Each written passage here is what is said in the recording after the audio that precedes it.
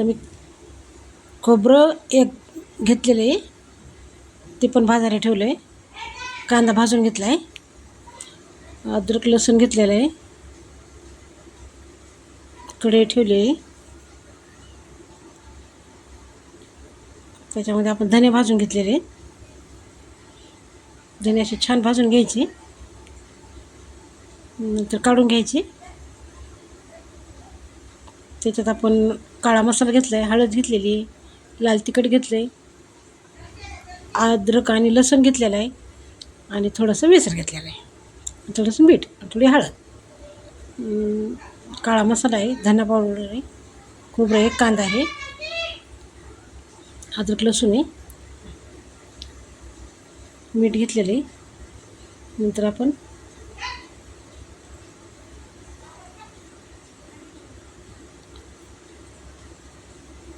मिक्सरमधून मसाला भाजून काढला आहे. नंतर आपण कढईमध्ये परतायला टाकले. त्याला छान आता परतू द्यायचं, मस्त एकदम छान कलर येते बघा. आता आपण हा सगळं मसाला त्याच्यामध्ये टाकून देऊया.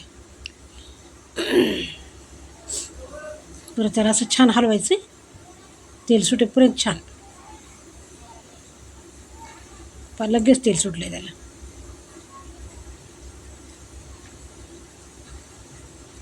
आता आपण पाणी घालूया, थोडंसं मीठ टाकल्यानंतर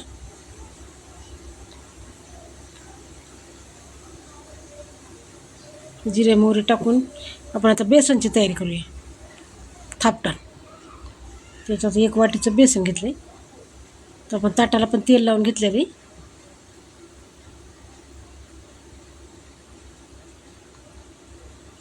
तर बेसनाला उकळी आली की आपण ते बेसन हटवून घेऊया. असं सगळं पूर्ण गाठी फोडून टाकायच्या, त्याच्या गाठी नाही दिसल्या पाहिजे.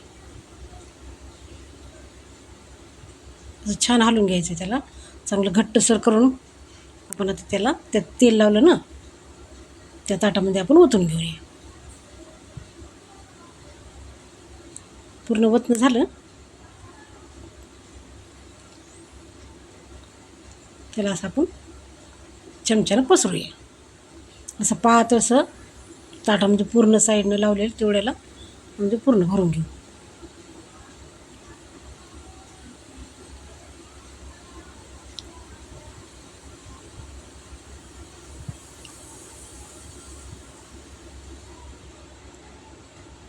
थोडं हाताला तेल लावून त्याला आपण थोडंसं असं थापटण करूया. हाताला चटका लागत नाही आणि तेलाने छान लागते. पाणी नाही लावायचं त्याला, थोडंसं तेलाच हात लावायचं.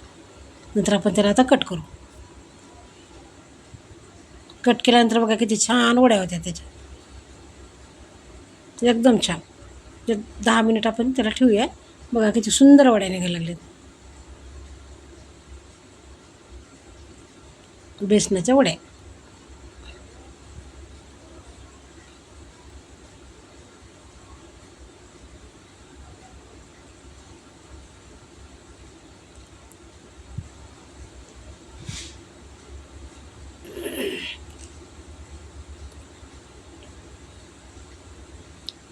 आता आपल्याला वाटलं ना तर आपण थोडंसं काळ्या ते मसाल्याबद्दल घालू शकतो, आणि असं प्लेटमध्ये घेतल्यानंतर त्याच्यात ते टाकून खाऊ शकतो.